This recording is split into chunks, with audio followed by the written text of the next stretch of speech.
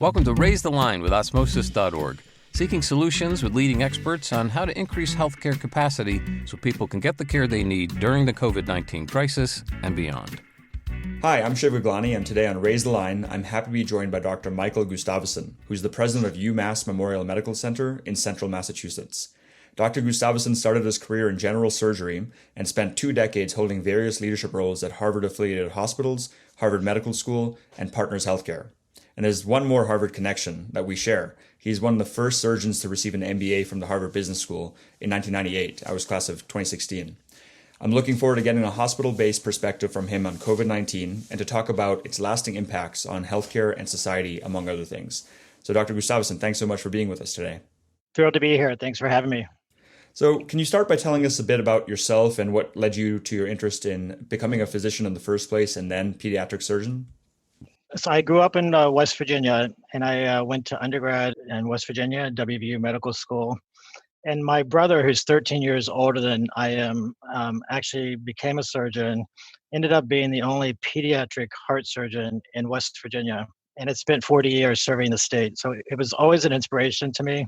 And so I definitely went to the medical route following him.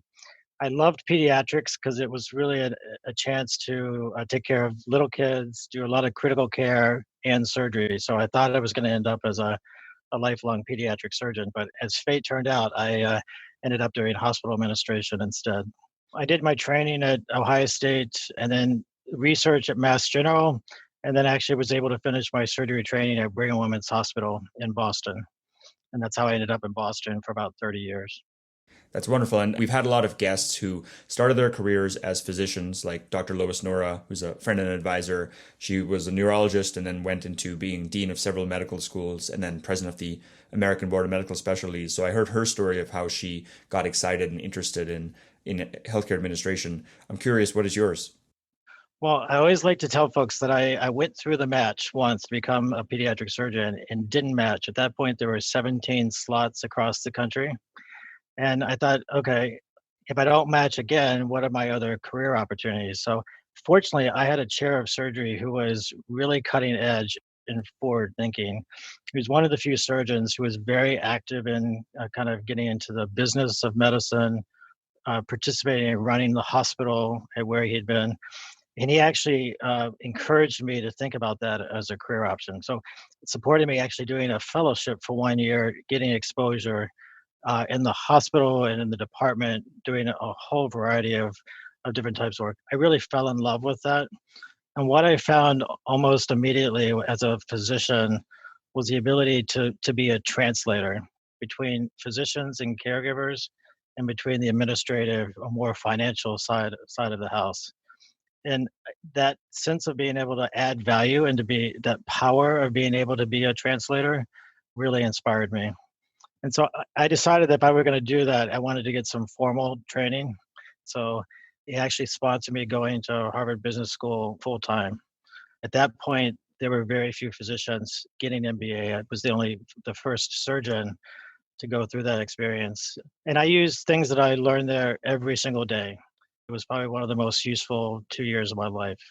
Learning how to solve problems through the case method is really a skill set that's invaluable. And then in healthcare in particular, thinking about managing performance, how do you move a large, complex organization in a strategic direction? And then how do you lead people and how do you lead an organization?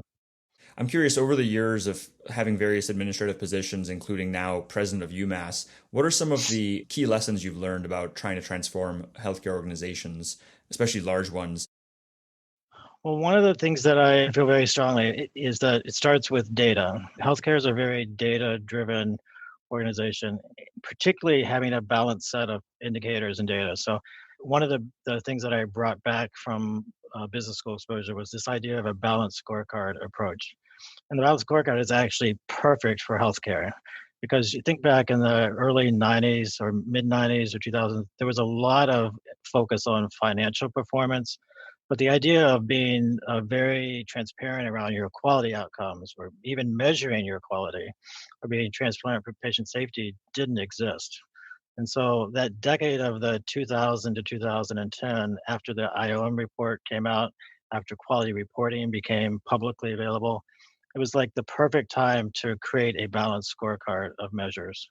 And that included having the boards start to think about quality and safety and patient experience and caregiver measures just as much as the financial measures.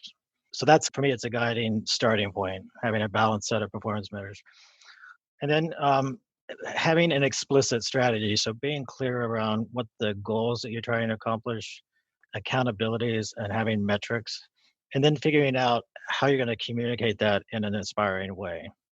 And then, really importantly, how do you get down so that the frontline staff, the everyday caregivers, can actually have a sense of what the goals and the priorities are and how they can contribute to that? One of the things that attracted me to UMass and that I was able to do in my previous role was a commitment to kind of a lean management approach, which is really grounded in every caregiver is a problem solver every day. To fix our safety issues, to fix our inefficiencies, we really have to have every single caregiver using their eyes and ears to identify our problems and our opportunities every day and then to bubble that up. Yeah, I like that, giving them direct line of sight, not only to kind of how the overall organization wants to perform, how their individual day-to-day work applies to the overall organization's vision and mission, but then also to give them the power, the autonomy to make those Right. improvements and changes. So that makes a lot of sense. The empowerment to be part of the solutions and to make their own work better on a day-to-day basis. Definitely. So, speaking of problems that people need to solve, the last few months have completely changed the healthcare landscape with the pandemic. And we all know about the CARES Act and the bailout that the American Hospital Association had requested and was able to keep many hospitals afloat. Can you talk a bit about how COVID has affected UMass and what are some of the key things you all have done to weather this storm? Sure. UMass it's the third largest academic medical center in the state of Massachusetts. It sits in the middle of the state. We take care of about 1.5 million Massachusetts residents versus Boston, which has an incredible density of about 6 AMCs. Part of our role, or part of our COVID story, was figuring out how we take care of the central part of Massachusetts. We had our peak of COVID late April. We had up to about 200 patients at the medical center, which was an incredible census for us to deal with. We ran our command center, our disaster emergency command center, for over 100 days. And so that's an unprecedented, once in a lifetime phenomenon. We had a 21-step surge plan, meaning we had plans to turn medical surgical units into step downs or critical care units, to open up old dormant spaces and turn them very quickly into ICUs, to use our recovery rooms. We never got to the last step, which would have been using our operating rooms or our cath labs as ICUs, but we had done a lot of other steps to get to that point. So the thing about this pandemic that from the very start was challenging is needing to think about how we take care of our caregivers, because they were just as much at risk. A lot of emergency situations, it's really more focus of taking care of a large number of patients. But in this scenario, we had risk for both our caregivers and our patients.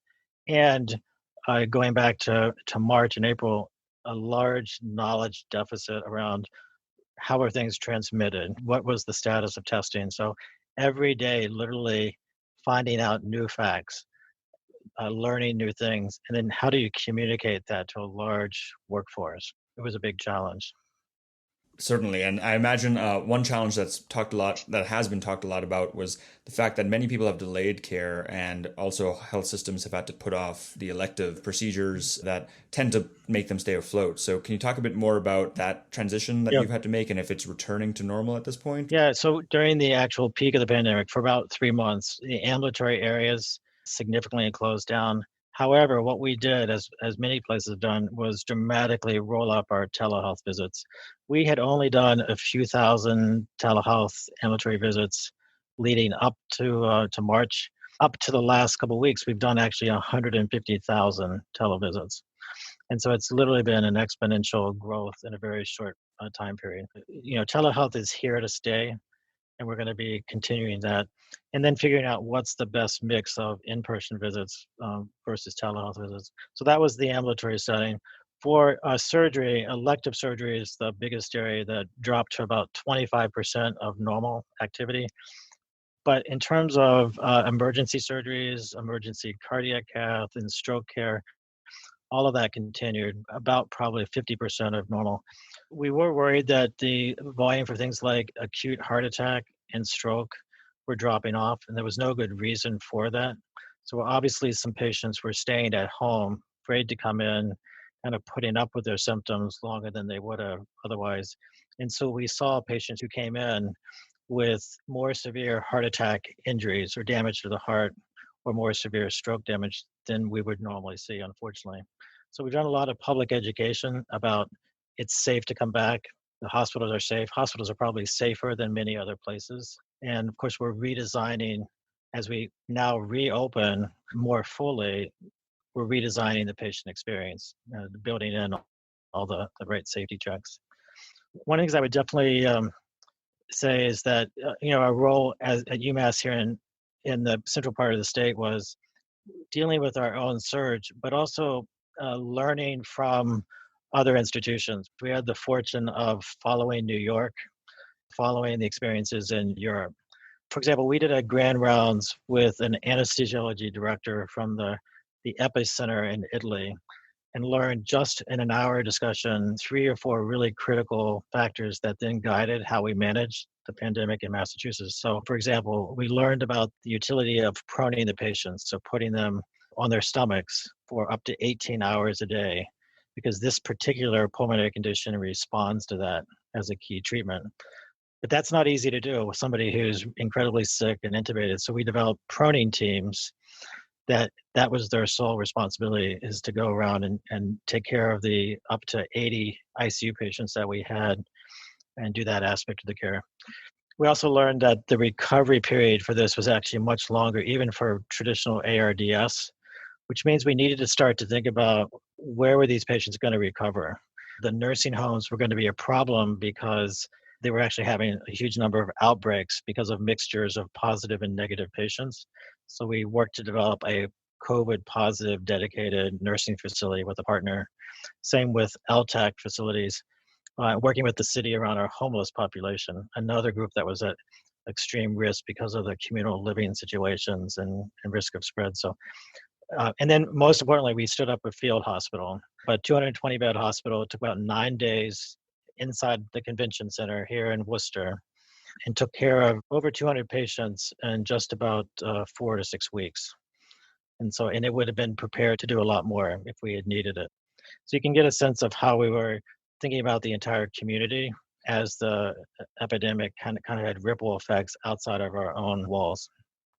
That's some incredible agility that you guys all proved. And fortunately, it seems like Massachusetts is one of the few states that seems to have done a good job of dampening the waves. Can you talk about what the most effective strategies were for education, as well as, UMass is an academic medical center, as you mentioned. You have many residents, nurses, medical students. How has their education either improved or been put on hold because of this at UMass? Well, the first challenge is just communication, internal and general. What we very quickly learned is that we needed to communicate a lot more.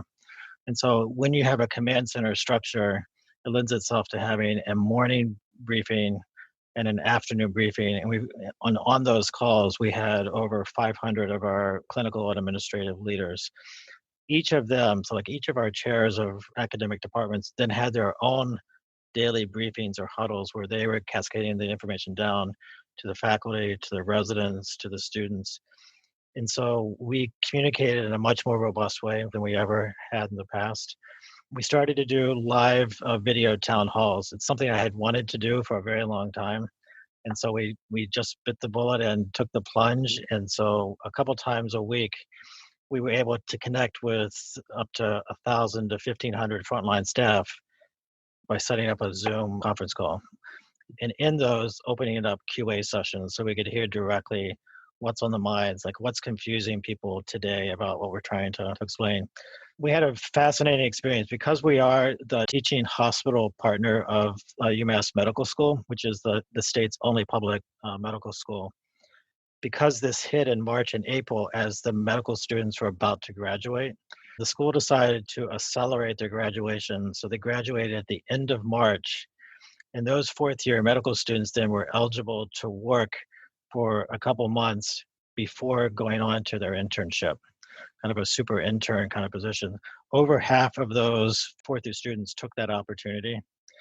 And clearly, it'll be an experience they remember for the rest of their life. It will probably impact their careers and how they think about their role in healthcare. It was a really important part of our overall workforce strategy, which included then also for residents and fellows who were in the midst of their training, the ACGME, the National Residency Coordinating, declared that we were in a phase 3 pandemic, which is this unusual situation where residents can be diverted out of their usual training requirements to serve a critical need, which means that, like the surgical residents, we had them do much more critical care during that time period than they would normally do during their training. And they were also an incredible, important, part of the overall solution. That was true across many other residencies and fellowships. Wow, that's tremendous. I mean, again, you had something you said right there where you were hoping to do at some point pre-COVID, these Zoom sessions with the staff, and then COVID accelerated that. Reminds me of a lot of different things that most organizations, including us at Osmosis, have had to do. And we had been wanting to release continuing medical education courses for a while, and then COVID hit, and our first CME course was a 3-hour CME on COVID that 70,000 people have taken. What we have definitely learned is we were able to move much more nimbly during the pandemic, do things much faster decision making, the willingness to roll out things when they're in less perfect state. So instead of processing something and getting it perfect for several months, getting it out and then truly testing it today and making changes and doing iterative cycles, right? So we've actually done a formal thought process, lessons learned as a leadership team, as an institution. What worked well during the 4 months of the pandemic, and what do we want to take out of that and actually build into the way we now do our work going forward. And there's been some really important lessons from that. So hopefully we'll be better as a team and better as an organization. Forces change management, and that's the Andy Grove quote that I know you've heard, having gone to HBS, of how bad organizations are destroyed during crisis, good organizations survive crisis, and great organizations thrive and become better. Yeah. Internally, it's also really been a great morale booster for our staff. There's been great appreciation from the community, from the public, around the role that we're playing. This general idea that our workers are heroes, right, which is absolutely true. I have the privilege of having an organization with 10,000 heroes in it. That has a really positive internal cultural lift, and people are feeling really good. So we want to build on that as we move forward and capture the staff engagement and make it even stronger going forward. I'm curious, what are some of the major lasting changes that you're going to be hoping to make at UMass and that you think the American healthcare system as a whole should make because of this? Well, I think I probably would start with healthcare disparities and health inequity. It's something that I had done a fair amount of work on in my previous time at the Brigham. We have about 2 decades worth of literature that is basically clearly established that we have healthcare disparities around a host of things, right? Starting with things like a heart attack and strokes, surgical conditions. In Boston, there's a striking infant and maternal mortality differential, up to 4-fold different, depending on which neighborhood you live in. And so COVID-19 is just the latest illustration of systemic healthcare disparities. And so for us here at UMass, it really has prompted us, how can we understand our own data? How can we partner with the city and the county to really drill into, yes, what is the extent of the disparities? And then what are some possible root causes? So we have a formal equity task force with the city and the county, and it really ties in then to the other discussion that's going on around structural racism. Because in the end of the day, it's the root causes which get at housing, job security, transportation. Those are all actual root causes of increased transmission risk. And in Massachusetts, there's some data coming out that shows that the service workers are actually at 2 or 3 times higher positive testing rate than physicians and nurses. And so how can we be part of that solution? So as a healthcare system, we have a responsibility to understand our own performance, and then figure out how we partner with the larger community to be a partner, to have a broader impact on this issue of disparities, as well as the root causes of racism. So it's all coming together of the critical role of the hospital as a public health driver. In many ways, having the pandemic on top of the racial inequality that's been brought to the forefront, why not change everything at the same time to come out even stronger, right? Yeah, it is a lot to digest. We kind of have two pandemics going on in parallel, if you want to think about it that way. So the reason we called the podcast "Raise the Line" is everyone knows the concept of flattening the curve, which is why we encourage everyone to wear a mask and socially distance. But raising the line is the other part of the solution, which is what you're very familiar with, having led UMass through this crisis: more ventilators, more personal protective equipment, more telehealth and home health, and also more training. And so much of what we do is we focus on training the future healthcare professionals. I'm curious, what advice would you give someone starting their career as a nurse or a physician at this point? I think for starters, I would probably give them the same advice that I would give a lot of folks that come and see me. And first of all, healthcare still it's an amazing career and profession. In general, I encourage people to find some aspect of healthcare that they're really passionate about. And if they have that passion, they're going to be really successful because they'll be happy, and happiness fosters more and more commitment, and success will follow that. So I think that it's more important than ever that we support young folks going into healthcare. This is a really difficult time to be signing up because the risks seem much higher than in the past. But history has many, many, many dozens of examples like this, and providers have gotten us through every time, taking care of patients, but also participating in the clinical research and the research to find the solution and the cures. And one of the very exciting things here at UMass, we were one of the first participating hospitals in the remdesivir antiviral trial before it got released for emergency use, and after that as well. So we've had close to 200 patients get that treatment. We were also the first hospital in Massachusetts to do the convalescent serum. This is taking serum from somebody who's recovering and giving serum to somebody who's really sick. And now we're starting to participate in the vaccine trials and monoclonal antibody and about pooled antibodies. So we're kind of on the front line of trying to beat back both prevention and the treatment, which for me at an academic medical center is really the sweet spot. It's taking care of the sickest, but also trying to think about how you cure disease or prevent disease. My last question is actually related to what you've done, not only to take care of the population at UMass, but your staff, the 10,000 plus heroes who work at UMass. So we work with an organization called Thrive Global on mental health for staff, because even before COVID, there was a problem of burnout. I know you guys have had some leadership in this regard. Do you mind just talking about some specific actions UMass has taken to take care of their caregivers? It's a really good point. Our approach was trying to be really holistic around our workforce. It was a program that we called Caring for Our Caregivers. So, to me, it starts with job one is to make sure that caregivers feel safe. So, to the extent that we absolutely could have the right PPE and the mask and the right education so that they used it appropriately, we were able to go very quickly to universal masking, which was a very positive step, masking for both our patients and providers, doing everything possible to keep folks safe. And then helping just with the stress of their own life. So simple things like a lot of caregivers chose to not go home, and so to provide them some interim housing so that they felt safe and their family felt safe, and to make that easier.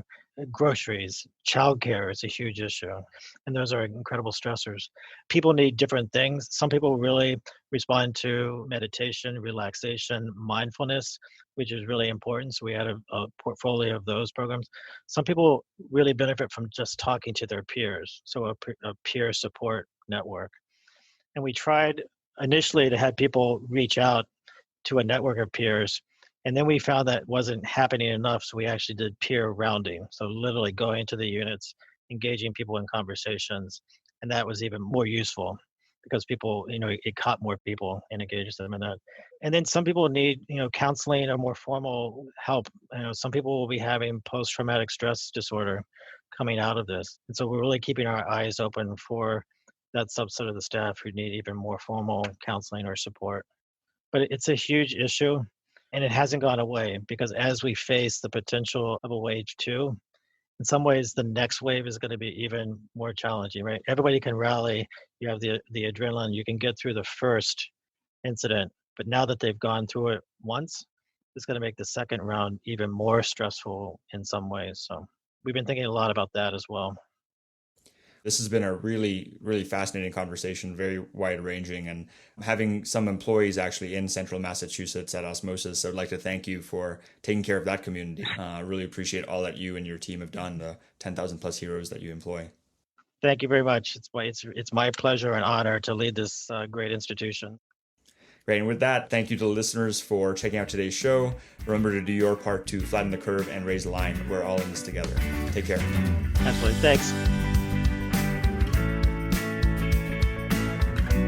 For more information on how you can help raise the line and flatten the curve, go to osmosis.org/COVID-19. If you like this podcast, please share it on your social channels. You can also subscribe to the series and check out all of our podcasts at osmosis.org/raisethelines podcast.